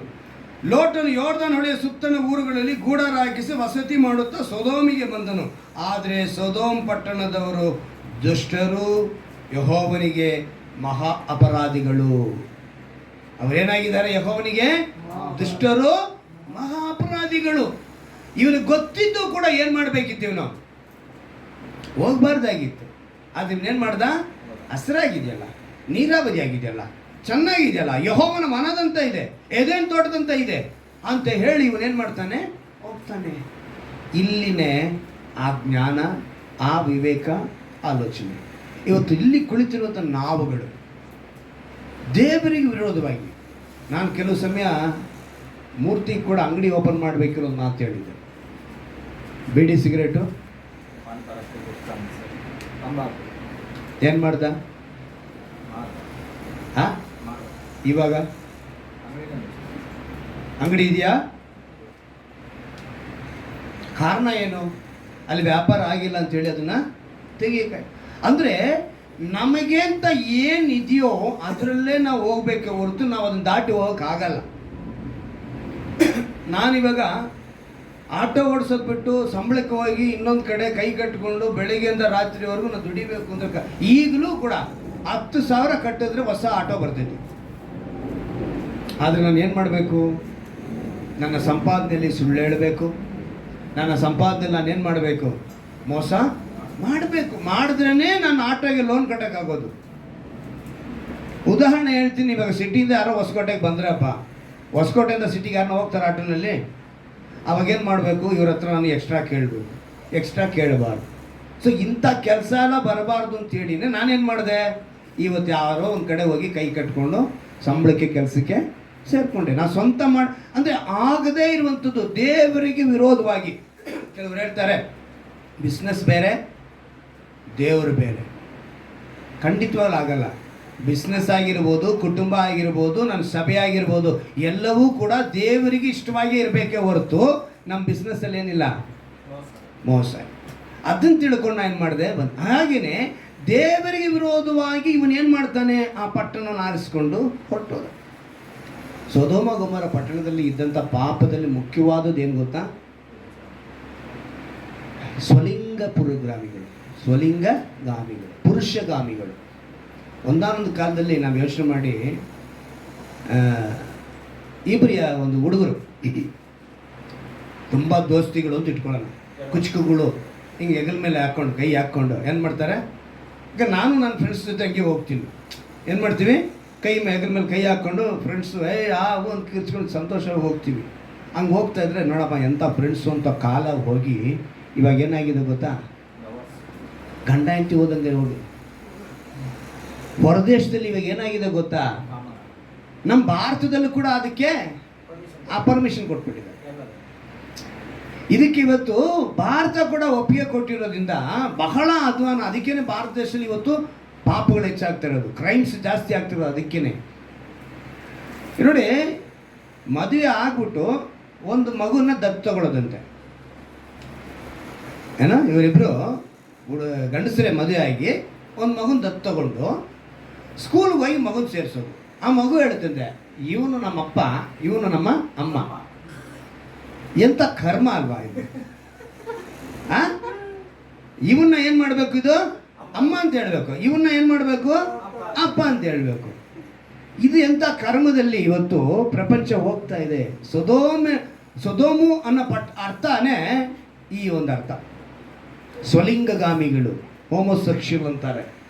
ಈ ಪಾಪ ಆಗಲೇ ಆ ಪ್ರದೇಶದಲ್ಲಿ ಇದ್ದ ನಿಮಿತ್ತನೇ ದೇವರದನ್ನು ಅಳಿಸಿ ಹಾಕಿದ್ದು. ಆದರೆ ಇವನು ಏನು ಮಾಡಬೇಕಿತ್ತು? ಈಗ ಒಂದೇ ಸಲ ನಮ್ಮನ್ನು ನಾಶ ಯಾವುದು ಹಿಂದಕ್ಕೆ ಬರಲ್ಲ, ಅಥವಾ ಪತನ ಅಂತ ನೋಡಿ ಅದು ಹಿಂದಟ್ಟಿ ಬರಲ್ಲ, ಸ್ವಲ್ಪನೇ ಬರುತ್ತೆ, ಸ್ಟೆಪ್ ಬೈ ಬರುತ್ತೆ. ನೀನು ಯಾವ ರೀತಿ ದೇವರಿಗೆ ಜೊತೆ ಇದೆಯಾ?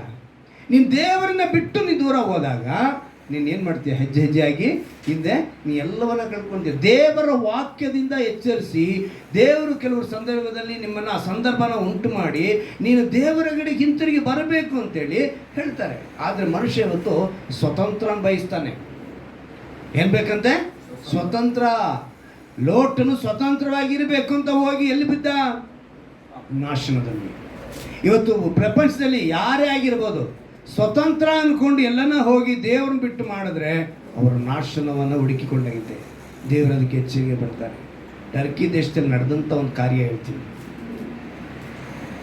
ಒಬ್ಬ ವ್ಯಕ್ತಿ ಪ್ರೀತಿಸಿ ಮದುವೆ ಆಗ್ತಾನೆ.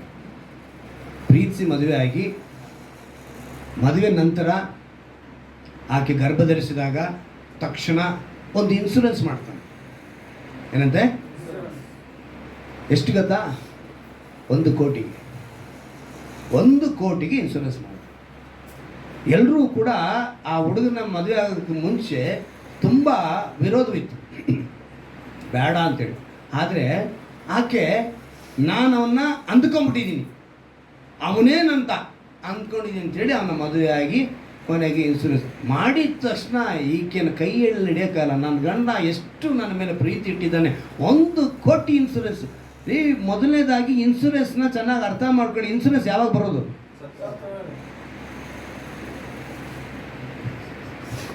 ಇನ್ಶೂರೆನ್ಸ್ ಯಾವಾಗ ಬರೋದು? ಸತ್ತ ಮೇಲೆ ಬರೋ ಇನ್ಶೂರೆನ್ಸು. ಇವಳು ಏನಕ್ಕೆ ಅದ್ರಲ್ಲಿ ಖುಷಿ ಪಡ್ಲು ಅಂತ ನನಗೆ ಗೊತ್ತಿಲ್ಲ. ಆಯ್ತಾ? ಇನ್ಶೂರೆನ್ಸ್ ಅನ್ನೋದು ಬಹಳ ಡಿಫ್ರೆಂಟ್ ಇದೆ.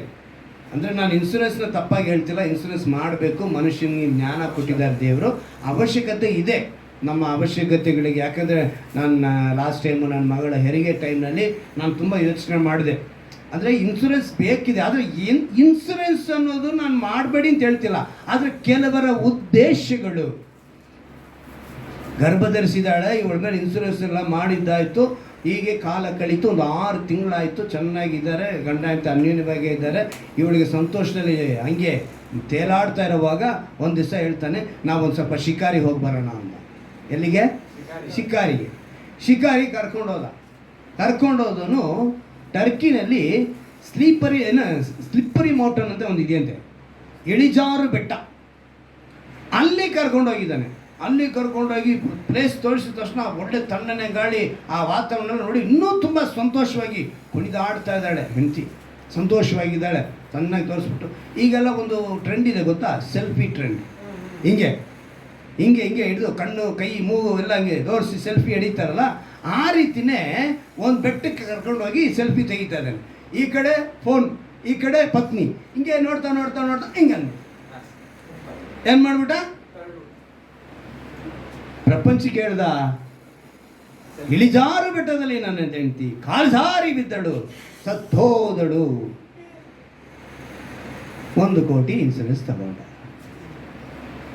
ಯಾರಿಗೆ ಇನ್ಸೂರೆನ್ಸು? ಅವಳಿಗ.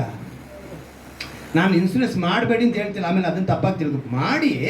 ಆದರೆ ಉದ್ದೇಶ ಏನಿದೆ? ನೀನು ದೇವರಿಗೆ ವಿರೋಧವಾಗಿ ಹೋದ ನಿಮಿತ್ತ ಆ ಹುಡುಗಿ ಏನಾದ್ರು ದೇವರಿಗೆ ವಿರೋಧವಾಗಿ ನೀವು ಏನೇ ಮಾಡಿದ್ರು, ಯಾಕಂದ್ರೆ ಲೋಟನಂತೆ ಹಚ್ಚ ಹಸಿರಾಗಿ ಕಾಣಿಸ್ತಾ ಇತ್ತು ಇವನಿಗೆ, ಆ ಹುಡುಗಿಗೆ. ಯಾವುದೋ ಪರಿಸ್ಥಿತಿ, ಅವನ ಪ್ರೀತಿ, ಆ ಇನ್ಸೂರೆನ್ಸು, ಆದರೆ ಎಲ್ಲಿಗೆ ಹೋಯ್ತದು? ನಾಶನಕ್ಕೆ. ಇವತ್ತು ನೀನು ನಾನು ಎಚ್ಚರಿಕೆ ತೆಗೆದುಕೊಳ್ಳು. ಪ್ರವಾದಿ ಯೆಶಾಯ ಒಂದು ಮಾತನ್ನು 7ನೇ ಅಧ್ಯಾಯದಲ್ಲಿ ಹೇಳ್ತಾನೆ, ನಮಗೋಸ್ಕರ ಎಲ್ಲಿಂದ ಪರಲೋಕದ ದೇವರು ಭೂಮಿ ಮೇಲೆ ಹುಟ್ಟುತ್ತಾನೆ ಅಂತ ಹೇಳಿ ಪ್ರವಾದಿ ಯೆಶಾಯನ ಮೂಲಕ ಒಂದು ಬರೆದಿರುವಂಥ ಅಧ್ಯಾಯ 7ನೇ ಅಧ್ಯಾಯ. ಆ ಅಧ್ಯಾಯದಲ್ಲಿ ಒಂದು ಕೆಲವು ವಾಕ್ಯಗಳನ್ನ ಧ್ಯಾನ ಮಾಡಿ ನಾವು ಮುಗಿಸೋಣ. ಯೆಶಾಯನ ಅಧ್ಯಾಯದ ಪ್ರವಾದಿ ಗ್ರಂಥ 7ನೇ ಅಧ್ಯಾಯ, ಅದರಲ್ಲಿ ಒಂದು ಅದ್ಭುತವಾದ ಮಾತು ಬರೆಯಲ್ಪಟ್ಟಿದೆ ನೋಡಿ. 7ನೇ ಅಧ್ಯಾಯದಲ್ಲಿ 7ನೇ ವಾಕ್ಯ, ಕರ್ತನಾದ ಯೆಹೋವನು ಹೇಳುವುದೇನೆಂದರೆ, ಇದು ನೆರವೇರದು, ಆಗುವುದೇ ಇಲ್ಲ ಅಂತೇಳಿ ಒಂದು ಮಾತು ಬರೆಯಲ್ಪಟ್ಟಿದೆ. ಇದು ನೆರವೇರದು, ಇದು ಆಗುವುದೇ ಇಲ್ಲ. ಎಷ್ಟು ಜನಕ್ಕೆ ನಮ್ಮ ವಾಗ್ದಾನ ನೆನಪಿದೆ? ವರ್ಷದಲ್ಲಿ ಮೊದಲನೇದಾಗಿ ಖಂಡಿತವಾಗಿಯೂ 14ನೇ ಅಧ್ಯಾಯ ನೋಡಿ, ಅದೇ ಯೆಶಾಯನ ಅಧ್ಯಾಯದಲ್ಲೇ ಬರೆಸಿದ್ದೀನಿ. 14ನೇ ಅಧ್ಯಾಯದಲ್ಲಿ ಇದು 24ನೇ ವರ್ಷ ಅಂತೇಳಿ 24ನೇ ವಾಕ್ಯನ ಬರೆಸಿದ್ದೀನಿ ನೋಡಿ. ನಾನು ಸಂಕಲ್ಪಿಸಿದ್ದೇ ನೆರವೇರುವುದು, ಉದ್ದೇಶಿಸಿದ್ದೇ ನಿಲ್ಲುವುದು ಖಂಡಿತ ಅಂತೇಳಿ ಒಂದು ಮಾತು ಬರೆಯಲ್ಪಟ್ಟಿದೆ. ದೇವರು ನೆನೆಸಿದ್ದೇ ನೆರವೇರುತ್ತೆ. ಇವತ್ತು ನಮಗೆ ಈ ವಾಗ್ದಾನಗಳನ್ನ ಕೊಟ್ಟು ನಮಗೆ ಬಲಪಡಿಸೋದಕ್ಕೆ ಕಾರಣ ಏನು ಅಂತ ಹೇಳಿದ್ರೆ, ನಾವು ಭಯಪಡೋ ಅವಶ್ಯಕತೆ ಇಲ್ಲ. ಈಗೊಂದು ಎಲೆಕ್ಷನ್ ನಡೆದೈತಲ್ವ, ಅದರ ಕುರಿತು ನಾವೇನು ಮಾಡಬೇಕಾಗಿಲ್ಲ, ಚಿಂತೆ ಪಡಂಗಿಲ್ಲ. ಅದಕ್ಕೇನೆ ಈ ವರ್ಷ ಮೊದಲನೇದಲ್ಲೇ ಹೇಳ್ಬಿಟ್ರು ದೇವ್ರು ಏನಂತ, ನಾನು ನೆನೆಸಿದ್ದು ನೆರವೇರುತ್ತೆ. ಇವರ ಅನುಮತಿ ಇದ್ರೆ ಇವತ್ತು ಯಾರು ಇರಬೇಕು ಅವರೇ ಇರ್ತಾರೆ. ಅದು ಯಾರಾಗಿದ್ದಾರೋ ನಮಗೆ ಗೊತ್ತಿಲ್ಲ. ಆದರೆ ಅದನ್ನು ಸ್ವೀಕರಿಸಿಕೊಂಡು ನಾವೆಲ್ಲ ಯೆಹೋವನಿಗೆ ವಿರೋಧವಾಗಿ ನಡೆಯದೆ ಅವರ ಆಲೋಚನೆಯಲ್ಲಿ, ಅವರ ಒಂದು ವಿವೇಕದಲ್ಲಿ, ಅವರ ಒಂದು ಕೃಪೆಯಲ್ಲಿ ಬದುಕಬೇಕು. ಇದು ನಾವು ಕಲಿತ್ಕೊಳ್ಬೇಕಂತಾನೆ ದೇವರು ವಾಕ್ಯಗಳಿಂದ ನಮ್ಮನ್ನು ಬಲಪಡಿಸೋದು. ವಾಗ್ದಾನ ಮೂಲಕ ವರ್ಷ ಮೊದಲನೇ ಕೊಟ್ಟಂಗೆ ಇವಾಗಲೂ ಹೇಳ್ತಾರೆ, ದೇವರ ಆಲೋಚನೆ ನೆರವೇರುತ್ತೆ, ದೇವರ ವಿವೇಕವು ನೆರವೇರುತ್ತೆ, ದೇವರ ಜ್ಞಾನವು ನೆರವೇರುತ್ತೆ. ಅದನ್ನ ಬಿಟ್ಟು ಬೇರೆ ಯಾರು ಏನೇ ಮಾಡಿದ್ರು ಕೂಡ ಯೆಶಾಯನ ಮೂಲಕ ಈ ಮಾತನ್ನು ಹೇಳಿಸ್ತಾ ಇದ್ದಾರೆ. ರಾಜನಿಗೆ ಸಿರಿಯಾ ದೇಶದವರು, ಲೆಬನಾನ್ ದೇಶದವರು, ಅಧ್ಯಾಯದಲ್ಲಿ ಅಂಶ ನಾನು ಹೇಳ್ಕೊಂಡು ಮುಂದಕ್ಕೆ ಹೋಗ್ತೀನಿ. ಇವರೆಲ್ಲ ಏನು ಮಾಡ್ತಾರೆ, ಇವನ ಮೇಲೆ ಯುದ್ಧಕ್ಕೆ ಬರ್ತಾರೆ. ಯಾರ ಮೇಲೆ? ಇವನ ಮೇಲೆ. ಇವರು ಯಾರು ಅಂತ ಹೇಳಿದ್ರೆ, ಇಸ್ರಾಯೇಲರು ಒಟ್ಟು 12 ಕುಲಗಳು. 12 ಕುಲಗಳಲ್ಲಿ 2 ಒಟ್ಟಿಗಾದರು, ಇನ್ನು 10 ಒಟ್ಟಿಗಾದರು. ಈ 10 ಜನನೇ, 10 ಕುಲನೇ ಇಸ್ರಾಯೇಲರಾದರು. ಯಹೂದ ಮತ್ತು ಬೆನ್ಯಾಮೀನ್ ಬಂದು ಬೇರೆ ಆದರು. ಇವರಿಬ್ಬರು ಒಂದು ಗೋತ್ರ, ಇವರಿಬ್ಬರು ಒಂದು ಗೋತ್ರ ಆಗೋದು 2 ಕುಲ ಆಗೋಯ್ತು. ಇವರೇನು ಮಾಡಿದ್ರು, ಈ ಯಹೂದ ಕುಲದ ಮೇಲೆ ಆಹಾಜನಿರುವಂಥ ಕಾಲದಲ್ಲಿ ಅವನ ಮೇಲೆ ಯುದ್ಧಕ್ಕೆ ಈ 10 ಜನ ಇಸ್ರಾಯೇಲರೇ ಬರ್ತಾ ಇರೋದು, ನಮ್ಮವರೇ ಬರ್ತಾ ಇರೋದು. ಯಾರು ಬರ್ತಾ ಇರೋದು? ಈಗ ನೋಡಿ, ಸಮಾಜದಲ್ಲಿ ನಾನು ಕಳೆದ ದಿವಸದಲ್ಲಿ ಒಂದು 3 ತಿಂಗಳಿಂದ ಅನ್ಕೊತೀನಿ ಒಂದು ನ್ಯೂಸ್ ನೋಡಿದೆ. ಒಬ್ಬ ವ್ಯಕ್ತಿ ತೀರ್ಕೊಂಡಿದ್ರೆ ಅವರು ಸಮಾಧಿ ಮಾಡಬೇಕು, ಕಾರ್ಯ ಎಲ್ಲ ನಡೀತಾ ಇದೆ. ಇದ್ದಕ್ಕಿದ್ದಂಗೆ ಒಂದು 4 ಜನ ಸ್ತ್ರೀಯರು ಬಂದಿದ್ದೆ ಹೇಳ್ತಾರೆ, ಇವನ್ನ ಸಮಾಧಿ ಮಾಡೋದಕ್ಕೆ ನಾವು ಅವಕಾಶ ಕೊಡೋಣ ಅಂತ. ಯಾರು? ಸ್ತ್ರೀಯರು. ಯಾರು ಅಂತ ಹೇಳಿದ್ರೆ ಅವರ ಅಪ್ಪಂದೆ ಅಲ್ಲಿ ಸಾವಾಗಿರೋದು, ಅವನು ಹುಟ್ಟಿರೋ ಮಕ್ಕಳೇ. ಏನಂತ ಹೇಳಿದ್ರೆ, ಆ ಯಪ್ಪ ಕೊನೆಗಾಲದಲ್ಲಿ ಕೊನೆ ಮಗಳ ಹತ್ರ ಇದ್ಲಂತೆ. ಕೊನೆ ಮಗಳಿಗೆ ಸ್ವಲ್ಪ ಆಸ್ತಿ ಹೆಚ್ಚಿಗೆ ಬರೆದ್ಬಿಟ್ಟಿದ್ದಾನಂತೆ, ಇವರಿಗೆಲ್ಲ ಸ್ವಲ್ಪ ಕಡಿಮೆ ಬರ್ಬಿಟ್ಟು. ಅದಕ್ಕೆ ನಮಗೆ ಹೆಂಗೆ ಮೋಸ ಮಾಡಿದ್ದಾನೆ, ಅವಳಿಗೆ ಮಾತ್ರ ಯಾಕೆ ಜಾಸ್ತಿ ಬರೋನೆ, ಅದೇ ಥರ ನಮಗೆ ಸಮಪಾಲಾಗುವವರೆಗೂ ಈ ಹೆಣ ನೆತ್ತಕ್ಕೆ ಬಡಲ್ಲ ಅಂತೇಳಿ ನಿಂತ್ಕೊಟ್ರು. ನೋಡಿದ್ರ? ಯಾರು? ಹೆತ್ತ ಮಕ್ಕಳೇ. ಇವತ್ತು ನೀವು ಕೋರ್ಟ್ನಲ್ಲಿ ಕೇಸ್ಗೆ ಹೋಗಿ ನೋಡಿ, ಅಣ್ಣ ತಮ್ಮಂದ್ರ ಜಗಳ, ಅಕ್ಕ ತಂಗಿರ ಜಗಳ, ಇವರೇ ಇರ್ತಾರೆ ಅಲ್ಲಿ. ನನ್ನ ಸೈಟ್ನ ಇವನು ತಗೊಂಡ್ಬಿಟ್ಟ, ನನ್ನ ಜಮೀನು ಇವನು ಮುಂದಕ್ಕೆ ಬಂದ್ಬಿಟ್ಟ, ಇವನು ಅರ್ಧ ಸೈಟ್ ಒಳಗೆ ಬಂದ್ಬಿಟ್ಟ, 5 ಅಡಿ ಒಳಗೆ ಬಂದ್ಬಿಟ್ಟ. ಜಮೀನು ಇಲ್ದಿರೋದು ಒಳ್ಳೇದು ಅನಿಸುತ್ತೆ ಕೆಲವು ಸಮಯ ನನಗೆ. ಆಸ್ತಿ ಇಲ್ದಿರೋದು ಒಳ್ಳೇದು ಅನಿಸ್ಬಿಡುತ್ತೆ. ಈಗ ಕೋರ್ಟ್ನಲ್ಲಿ ನೋಡಿದ್ರೆ ಸ್ವಂತದವರೇ ಒಬ್ರಿಗೊಬ್ರು ಗುದ್ದಾಡ್ತಾ ಇರೋದು, ಅನ್ಯರು ಕೂಡ ಇಲ್ಲ. ಹಾಗೆ ಇವನಿಗೆ, ಆಹಾಜನಿಗೆ ಸ್ವಂತದವರೇ ಬಂದ್ಬಿಟ್ರು ಯುದ್ಧಕ್ಕೆ. ಆಗ ದೇವ್ರು ಹೇಳ್ತಾರೆ ಒಂದು ಮಾತನ್ನ ಚೆನ್ನಾಗಿ ಗಮನಿಸ್ಕೊಳ್ಳಿ. ಆ ರೀತಿ ಬಂದಾಗ ಇವನ ಮನಸ್ಸು ಹೆಂಗಾಗಿತ್ತು ಅಂತೇಳಿ ಬರೆಯಲ್ಪಟ್ಟಿದೆ ನೋಡಿ. 2ನೇ ವಾದ್ಯ ಹೋಗ್ತೀನಿ. ಅವನು ಮಾತ್ರ ಅಲ್ಲ, ಸಿರಿಯಾ ಮತ್ತು ಲೆಬನಾನ್ ಮಾತ್ರ ಅಲ್ಲ ನೋಡಿ, ಆರಾಮ್ಯರು ಮತ್ತು 2ನೇ ವಾಕ್ಯ ಹೋಗ್ತೀನಿ. ಆರಾಮ್ಯರು ಎಫ್ಯಾಮ್ಯರನ್ನು ಹೊಂದಿಕೊಂಡಿದ್ದಾರೆಂಬ ಸುದ್ದಿಯು ಅರಮನೆಗೆ ಮುಟ್ಟಿದಾಗ ಅರಸನ ಮನವು, ಪ್ರಜೆಯ ಮನವು ಗಾಳಿಯಿಂದ ವನವೃಕ್ಷಗಳು ಅಲ್ಲಾಡುವಂತೆ ನಡಗಿದವು. ಈ ಪದನ ಅರ್ಥ ಮಾಡೋದು ಕಷ್ಟ. ಆಚೆ ಒಣಗಿದ ಎಲೆ ಬಿದ್ದೋಗಿದೆ ಅಂತ ಇಟ್ಕೊಳ್ಳಿ, ಗಾಳಿ ಬೀಸಿದಾಗ ಆ ಎಲೆ ಏನಾಗುತ್ತೆ, ಹಾಗೇ ತೇಳ್ಕೊಂಡು ಹೋಗುತ್ತೆ. ಆ ರೀತಿ ಆಹಾಜನ ಭಯ ಬಿದ್ದೋದ, ಅವನ ಮನಸ್ಸು ಅಷ್ಟೊಂದು, ಅವನ ಪ್ರಜೆಗಳು ಭಯ ಬಿದ್ದೋದ್ರು. ಏನಪ್ಪ ಬರೀ 10 ಕುಲ ಅಂತ ಹೇಳಿದ್ರೆ ಅವ್ರ ಜೊತೆ ಇವರು ಎಫ್ರಾಯಿಮ್ ಇವ್ರು ಬೇರೆ ಸೇರ್ಕೊಂಡ್ಬಿಟ್ರಲ್ಲ. ಇವ್ರು ಇಷ್ಟು ಜನ ನನ್ನ ಮೇಲೆ ಯುದ್ಧಕ್ಕೆ ಬಂದರೆ ನಾನು ಏನು ಮಾಡಲಿ ಅಂತೇಳಿ ಅವನಿದ್ದಾಗ ದೇವ್ರು ಹೇಳ್ತಾರೆ ಪ್ರವಾದಿ ಯೆಶಾಯಗೆ, ಹೋಗು ಅವನು ಮುಂದೆ ಹೋಗಿ ಅವ್ನಿಗೆ ಹೇಳು, ಅವನ ಬಲಪಡಿಸು, ಅವನು ಭಯ ಪಟ್ಟಿದ್ದಾನೆ ಅಂತ ಹೇಳಿ ಅವ್ರು ಏನು ಕಳಿಸ್ತಾರೆ. ಯೆಹೋವನು ಯೆಶಾಯನಿಗೆ ಈಗ ಹೇಳಿದನು. ಹೇಗೆ ಹೇಳ್ತಾನೆ ಅಂತ ಹೇಳಿದ್ರೆ, ಅವನಿಗೆ ಯೆಶಾಯನಿಗೆ 2 ಮಕ್ಕಳಿದ್ದಾರೆ. ಒಬ್ಬ ಮಗನ ಹೆಸರು ಹೇಳ್ತೀನಿ ಕೇಳಿಬಿಡಿ. ಅದೇ 3ನೇ ಅಧ್ಯಾಯದಲ್ಲಿ ಬರೆಯಲ್ಪಟ್ಟಿದೆ. ಆಗ ಯೆಹೋವನು ಯೆಹೋಶುವನಿಗೆ ಹೇಳಿದನು, ಶೇಯರ್ ಯಶೂಬನೆಂಬ ನಿನ್ನ ಮಗನನ್ನು ಕರೆದುಕೊಂಡು. ಯಾರಂತೆ? ಶೇಯರ್ ಯಶೂಬ. ಮಹಮ್ಮದಿಯರ ಹೆಸರುಗಳೆಲ್ಲ ಇದರಲ್ಲಿ ಇರ್ತವೆ. ಅವರ ಹತ್ರ ಶೇಯರ್ ಅಕ್ದಬ್ ಇದೆಲ್ಲ ಇರುತ್ತಲ್ಲ. ಇನ್ನೊಬ್ಬ ಮಗನ ಹೆಸರು ಅದೇ 8ನೇ ಅಧ್ಯಾಯದಲ್ಲ 3ನೇ ವಾಕ್ಯದಲ್ಲಿ ಮಹೇರ್ ಶಲಾಲ್ ಅಜ್ಬಲ್. ಏನಂತೆ? ಮಹೇರ್ ಶಲಾಲ್ ಹಷ್ಬಜ್. ಇನ್ನೊಬ್ಬ ಮಗ ಯೆಶಾಯನಿಗೆ ಮಗ. ಈ 2 ಮಕ್ಕಳಲ್ಲಿ ಮೊದಲನೇವನ್ನ ಕರ್ಕೊಂಡು ನೀನು ಹೋಗು. ಏನಕ್ಕೆ ಅಂತ ಹೇಳಿದ್ರೆ, ದೇವ್ರು ಯಾವುದನ್ನು ಹೇಳಲ್ಲ. ದೇವರು ಒಂದು ಹೆಸರು ಹೇಳಿದ್ರೆ ಅದಕ್ಕೆ ಅರ್ಥ ಇರುತ್ತೆ. ಆ ಹೆಸರಿನ ಅರ್ಥ ಏನು ಅಂತ ಹೇಳಿದ್ರೆ ನೀವು ಚೆನ್ನಾಗಿ ಗಮನಿಸಬೇಕು.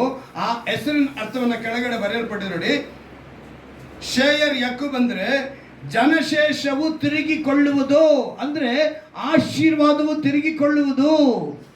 ಯಾವ ತಿರುಗಿಕೊಳ್ಳುವುದಂತೆ? ಆಶೀರ್ವಾದವು ತಿರುಗಿಕೊಳ್ಳುವುದು ಎಂಬ ಹೆಸರಿನ ಅರ್ಥ ಅವನಿಗಿಟ್ಟಿದ್ದು. ಅವನ್ನ ಕರ್ಕೊಂಡೋಗಿ ಪ್ರವಾದಿ ಯೆಶಾಯ ಏನು ಮಾಡಬೇಕು? ಆಹಾಜನನ್ನು ಧೈರ್ಯಪಡಿಸಬೇಕು. ಅವನು ಹೇಳ್ತಾನೆ 4ನೇ ವಾಕ್ಯದಲ್ಲಿ, ಅವನಿಗೆ ಈ ಪ್ರಕಾರ ಹೇಳಬೇಕು, ಜಾಗರೂಕನಾಗಿರು, ಸುಮ್ಮನಿರು, ಭಯ ಪಡಬೇಡ. ಜಾಗರೂಕನಾಗಿರು, ಸುಮ್ಮನಿರು, ಭಯ ಪಡ. ಸುಮ್ಮನೆ ಇರಬೇಕು, ಆದರೆ ಎಚ್ಚರಿಕೆ ಆಗಿರಬೇಕು, ಭಯ ಪಡಬಾರ್ದು. ಎಂಥ ಮಾತಲ್ವಾ? ಇವತ್ತು ನಿನ್ನ ಮನೆಯಲ್ಲಿ, ನಿನ್ನ ಕುಟುಂಬದಲ್ಲಿ, ನಿನ್ನ ಪ್ರಯಾಸದಲ್ಲಿ ನಿನ್ನ ಜೊತೆ ಕೆಲಸ ಮಾಡೋರು ನಿನಗೆ ವಿರೋಧವಾಗಿ ನಿಂತಿರ್ತಾರೆ. ಜಾಗರೂಕನಾಗಿರೋ ಅವ್ರ ಕುರಿತು. ಸುಮ್ಮನಿರೋ, ಭಯ ಪಡಬೇಡ. ಯಾಕಂದ್ರೆ ದೇವರೇನು ನೆನೆಸಿದಾರೋ ಅದು ನೆರವೇರುತ್ತೆ. ಹಲ್ಲೆಲೂಯಾ. ನೀನು ಅವರಿಗೋಸ್ಕರ ಭಯ ಪಡೋ ಅವಶ್ಯಕತೆನೇ ಇಲ್ಲ. ನಿನಗೆ ವಿರೋಧವಾಗಿ ಏನೇ ಸಂಕಲ್ಪ ಮಾಡಲಿ, ಅದಕ್ಕೇನೆ ಈ ವರ್ಷದ ಮೊದಲನೇ ದೇವರು ಸಂಕಲ್ಪಿಸಿದ ನೆರವೇರುತ್ತೆ ಹೊರತು ಈ ಭೂಮಿ ಮೇಲೆ ಯಾರ್ಯಾರು ಏನೇ ಸಂಕಲ್ಪ ಮಾಡ್ತಾರೋ ಅವೆಲ್ಲ ನೆರವೇರಲ್ಲ ಅಂತೇಳಿ ಮಾತು ಕೊಟ್ಬಿಟ್ಟಿದ್ದಾರೆ. ನಮ್ಮದು ಈ ವರ್ಷ ನಿರೀಕ್ಷೆಯ ಕಾಲ. ನಾನು ಅದನ್ನೇ ಬರೆಸಿದ್ದೀನಿ ವಾಗ್ದಾನದಲ್ಲಿ. ಏನಂತ ಬರೆದಿದ್ದೀನಿ? ನಿರೀಕ್ಷೆಯ ಕಾಲದಲ್ಲಿ ಇನ್ನೂ ನಾವಿದ್ದೀವಿ. ನಾವಿನ್ನೂ ದೇವರು ನಮಗೋಸ್ಕರ ಇನ್ನೂ ಯುದ್ಧ ಮಾಡ್ತಾನೇ ಇದ್ದಾರೆ. ಅವ್ರು ಯಾವಾಗ ನ್ಯಾಯಾಧಿಪತಿ ಬರ್ತಾರೋ ಆವಾಗಲೇ ನಮಗೆ ಕೊನೆಯದು. ಅಲ್ಲಿವರೆಗೂ ನಿರೀಕ್ಷೆಯಿಂದ ಇರಬೇಕು. ಅವರು ಬಂದು ನಮ್ಮನ್ನು ಆಳ್ವಿಕೆ ಮಾಡ್ತಾರೆ, ಅಲ್ಲಿವರೆಗೂ ನಾನು ನಿರೀಕ್ಷೆ ಇರಬೇಕು. ಅದನ್ನೇ ದೇವರು ಹೇಳ್ತಾರೆ ನೋಡಿ. ನೆಕ್ಸ್ಟ್ ಹೇಳ್ತಾರೆ, ಇವರ ಕೋಪವು ಭಯ ಪಡಬೇಡ. ರಚೀನ, ಆರಾಮ್ಯರು, ರೆಮೇಲನ ಮಗನು ಇವರ ಕೋಪವು ಎಷ್ಟು ಹೆಚ್ಚಿದರೂ ಹೊಗೆಯಾಡುವ ಈ 2 ಮೊಟ್ಟುಗೊಳ್ಳಗಳಿಗೆ ನಿನ್ನ ಹೃದಯವು ಕುಂದದಿರಲಿ. ಹೊಗೆಯಾಡುವ ಬೆಂಕಿಯ ಮೋಟುಗೊಳ್ಳು ಅಂತೇಳಿ ಬರೆಯಲ್ಪಟ್ಟಿದೆ. ಬೆಂಕಿ ಥರ ಎತ್ಕೊಂಡು ಬರ್ತಾ ಇದ್ರು ಕೂಡ ಭಯ ಪಡಬೇಡ. ಬರ್ತಾರೆ ನಮ್ಮವರೇ, ನಮ್ಮ ಸ್ವಂತದವರೇ ಬರ್ತಾರೆ ನಮ್ಮ ಮೇಲೆ ಯುದ್ಧಕ್ಕೆ. ಭಯ ಪಡಬೇಡ, ಅವ್ರ ಕುರಿತು ಚಿಂತೆ ಬೇಡ ನಿನಗೆ. ಹೇಳೋದು ಹೇಳ್ತಾರೆ, ಈ 2 ಮೋಟುಗಳಿಗೆ ಹೃದಯವು ಕುಂದದಿರಲಿ. ಆರಾಮ್ಯರು, ಎಫ್ರಾಮ್ಯರು, ರೆಮೇಲನ ಮಗನು ನಿನ್ನ ವಿಷಯವಾಗಿ ದುರಾಲೋಚನೆ ಮಾಡಿದ್ರಂತೆ. ಆಹಾಜನನ್ನು ತೆಗೆದುಬಿಟ್ಟು ಇನ್ನೊಬ್ಬನನ್ನ ರಾಜನಾಗಿ ಮಾರ್ಪಡಿಸಬೇಕು ಅಂತೇಳಿ 10 ಕುಲ ಮತ್ತೆ ಎಫ್ರಾಮ್ಯರು ಎಲ್ಲರೂ ಸೇರ್ಕೊಂಡು, ಆರಾಮ್ಯರು, ಸಿರಿಯಾ, ಲೆಬನಾನ್ ಎಲ್ಲ ಸೇರ್ಕೊಂಡು ಏನು ಮಾಡಿದ್ರು? ಇವನ ಮೇಲೆ ಯುದ್ಧಕ್ಕೆ ಬಂದರು. ದೇವರು ಹೇಳ್ತಾರೆ, ಅವನು ಯಾರನ್ನ ಕೂಡ ಟಾಬೇಲ್ ಅನ್ನೋದನ್ನ ರಾಜನನ್ನಾಗಿ ಮಾಡಬೇಕು ಅಂತ ಪ್ಲಾನ್ ಮಾಡಿಬಿಟ್ರಂತೆ. ಅಲ್ಲಿ ಬರೆಯಲ್ಪಟ್ಟಿದೆ ನೋಡಿ. ದುರಾಲೋಚನೆ ಮಾಡಿ ಯಹೂದದ ಮೇಲೆ ದಂಡೆತ್ತಿ ಎದುರಿಸಿ ಒಳಗೆ ನುಗ್ಗಿಕೊಂಡು ಹೋಗಿ ಅದರಲ್ಲಿ ಟಾಬೇಲನ ಮಗನಿಗೆ ಪಟ್ಟ ಕಟ್ಟೋಣವೆಂದು ಕರ್ತನಾದ ಯೆಹೋವನು ಅವಾಗ ಹೇಳುವುದೇನೆಂದ್ರೆ, ಇದು ನೆರವೇರದು, ಆಗುವುದೇ ಇಲ್ಲ, ಅದು ನೆರವೇರಲ್ಲ, ಭಯ ಪಡಬೇಡ ಅಂತೇಳಿ ಆಹಾಜನಿಗೆ ದಯಪಡಿಸಿದ್ರು. ಯಾವಾಗ ನೀನು ದೇವರ ಮಗನಾಗಿ, ದೇವರ ಮಗಳಾಗಿ, ಅವರ ಆಲೋಚನೆಗೆ, ಅವರ ವಿವೇಕಕ್ಕೆ, ಅವರ ಜ್ಞಾನಕ್ಕೆ ನೀನು ಒಳಪಟ್ಟಿರ್ತೀಯೋ ಆಗ ದೇವರು ನಿನಗೋಸ್ಕರ ಯುದ್ಧ ಮಾಡ್ತಾರೆ. ನಿನಗೆ ವಿರೋಧವಾಗಿ ಕಲ್ಪಿಸಿದ ಯಾವ ಆಯುಧವೂ ಕೂಡ ಜಯಿಸದು. 120 ವರ್ಷಗಳ ಕಾಲ ಆಳ್ವಿಕೆ ಮಾಡಿದವರು ಈ ಇಸ್ರಾಯೇಲರು ಕುಲಗಳು. ಫಸ್ಟ್ ಸೌಲ 40, ದಾವೀದ 40, ಸೊಲೊಮೋನ 40. ಆದರೆ ಸೌಲ, ಸೊಲೊಮೋನ ಇವರಿಬ್ಬರು ಕೆಳಗೆ ಬಿದ್ದೋದ್ರು. ಆದರೆ ದಾವೀದನು ಮಾತ್ರನೇ ಈ ಮೇಲೆ ನಿಂತಿದ್ದು. ಈ 120 ವರ್ಷ ಆಳ್ವಿಕೆ ಮಾಡಿದಂಥ ಇವರು ಬೇರ್ಪಟ್ಟು ಈ ರೀತಿಯಾಗಿ ದೇವರ ಮಕ್ಕಳಿಗೆ ವಿರೋಧವಾಗಿ ಬಂದರು. ಇವತ್ತು ನಮ್ಮ ಜೊತೆಗಿದ್ದವರು ನಮಗೆ ವಿರೋಧವಾಗಿ ಬರ್ಬೋದು, ಆದರೆ ನಾವು ಭಯಪಡಬೇಕಾಗಿರೋ ಅವಶ್ಯಕತೆ ಇಲ್ಲ. ದೇವರು ನಮ್ಮನ್ನು ಇವತ್ತು ಹೆಚ್ಚಾಗಿ ಆಶೀರ್ವಿಸ್ಕೊಂಡು ಬರ್ತಾ ಇದ್ದಾರೆ, ನಮ್ಮನ್ನು ಬಲಪಡಿಸ್ಕೊಂಡು ಬರ್ತಾ ಇದ್ದಾರೆ. ಸುದ್ದಿ ತಿಳಿದ ಕೂಡಲೇ ದೇವರು ಯಾವಾಗ ಆ ಮಾತು ನನಗೆ ಹೇಳಿದ್ರು ಅವನು ಭಯ ಪಡಲಿಲ್ಲ. ಕೊನೆಯದಾಗಿ ಒಂದೇ ಒಂದು ಮಾತು ಹೇಳ್ತೀನಿ ನೋಡಿ. ಜಕರಿಯ 2ನೇ ಅಧ್ಯಾಯ 8ನೇ ವಾಕ್ಯದಲ್ಲಿ ಒಂದು ಮಾತು ಬರೆಯಲ್ಪಟ್ಟಿದೆ.